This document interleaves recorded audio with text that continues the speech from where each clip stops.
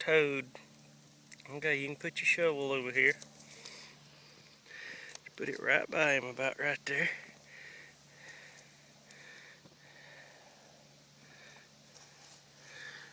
Okay, go take him over there to the edge of that wood line and ease him down. Don't kill him.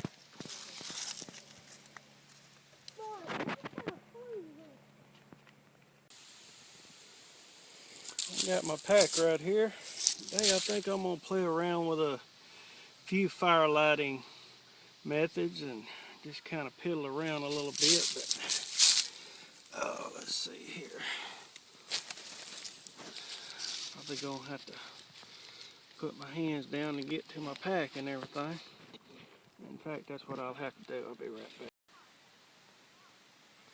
Alright, got everything to where I can get to it. Got my pack here.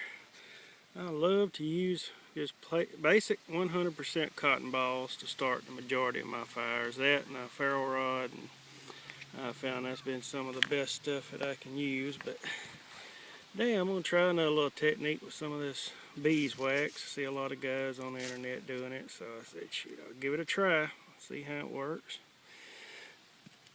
I keep quite a few things in my little old pack here. Got a good multi-tool. Keep a whistle and a compass with me. Several compasses. Keep all my cotton balls in a little old pill bottle. Works really good for me. Got me some bank line, and I keep a little modified kit with me there. Stuff, bandages, needles, assortment of antiseptic pads, and all that first aid good stuff. But I want to get in here and get to my little mess kit here. And I'm going to try to maybe do a little bit of cooking out here today if I can get my fire up and going. And so this is the main thing I'm going to need right there. So I'm going to get the fire set up and everything. And a low fire pit. And I'm going to try to get my fire going in there and get out my little flint striker here off the side of my knife. It's a little ferro rod that I use most of the time. But I'm going to get that out and get everything set up, and I'll have to get me a camera with a tripod on it where I don't have to keep stopping like this. But I'll be back in a second. Starting right now. Alright, I'm going to try this cotton ball and a little bit of this Australian beeswax on there, and we're going to see how well this is to get going here.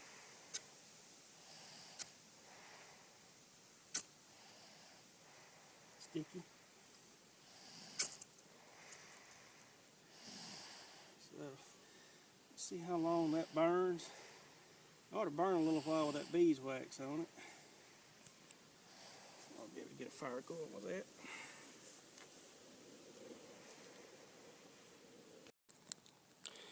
Alright, well, as you can see there, it don't take much of that to just get a fire up and going. Of course, I ain't got my kindling around or anything, but just playing around, seeing how it was going to work.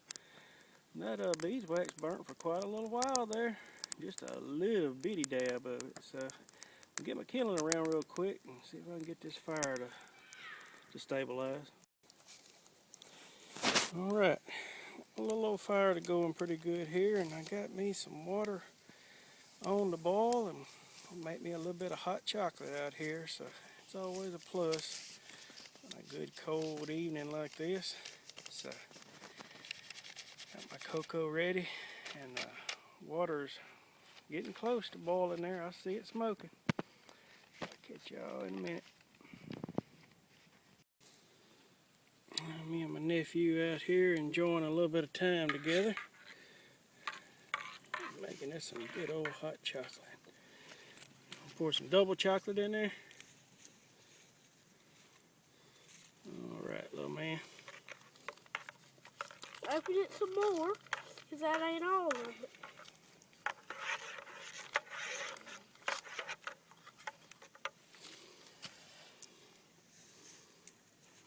Alright, that should be good. There's some more. There we are.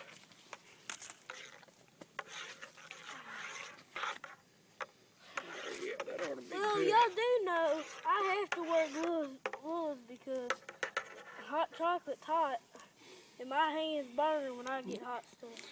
Well, we're about ready to serve this up and put some marshmallows in there and we'll be good to go. Alright, got my little Altoids tin right here. I'm fixing to try to make me some charred cloth. Got my little hole in there. And I got me some cotton gauze right here. I figured this ought to work out pretty good for making charred cloth. So I'm going to get some of this out and see how well that works. Hopefully it'll work out pretty good. I haven't used this exact material yet, but it sort of work out pretty good. Sort of fit nicely down in there. So I'll load a few pieces of that up. We'll see what we got. Of course, I'm going to go ahead and get it loaded in there and I'll get back to, well, maybe I can go ahead and get it. One more piece in there, it ought to be enough for right now. Now let's see how well that works out. Okay. I'll get this and get it buried up in there pretty good. And scrape some coals around it and I'll see how that turns out. I'll get back to y'all in a minute. Alright, got my coals stoked up around the can, and so I'm just waiting for it to start smoking there, and hopefully here, I don't know, after about, depending on the fire of course, 6-7 minutes maybe, I'll have some charred cloth. But just get back with y'all when it starts there. I'm out. Alright, I don't know if y'all can see that or not, but she's starting to smoke pretty good. So, that material ought to be charred. I'm not careful, I'm going to char my iPhone here. So, there we go. But when that smoke quits coming out the little hole there, you're pretty much done. Now, won't film the whole process there, but we'll get back here in a minute and see what we got. Alright, well, there's my little tin down there, and it's quit smoking, so should be ready. So I'm going to try to dig this out of the fire, and I'll get back with y'all in a little bit and see what I got, because there's no way I can do this and film it, even though I'd like to. Had to get me a tripod. Hopefully that's coming soon. Get y'all in a minute. Alright, got it out of the fire, and I'm waiting for it to cool down a little bit. And I'm going to open it up and see what I got. Oh yeah, there we go. Well, that's what I got, and that's exactly what I was looking for. Perfectly charred cloth, charred cotton. And that should catch a spark from, of course, easy, a ferro rod, a flint and steel. I'll have to try that here in a little bit, or try sparking maybe not off the steel, but might try it off a good high carbon knife and see if I can get that to catch spark and make fire that way. That ought to be interesting. I like trying to do the old techniques of building fire and practice some skills. There's no other way around it. So anyway, I'll make another video if I can get it to work with the flint. It's been a while since I've done this, and I'm gonna have to find me some flint. I have absolutely none of it with me right now. But I do have a file, so I might try that. But anyway, just out here enjoying a little bit of time.